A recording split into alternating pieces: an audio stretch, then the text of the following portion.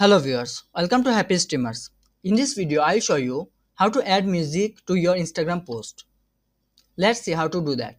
First go to Instagram apps, then from the bottom click plus icon to add your post, then select your post. Now from the top right corner click right arrow, then click right arrow again. Now below add location you will see add music option. Click add music. Now select your music.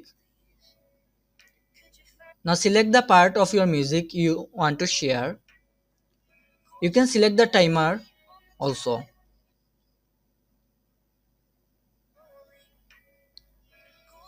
Now click the check mark from the top right corner. Then write your caption.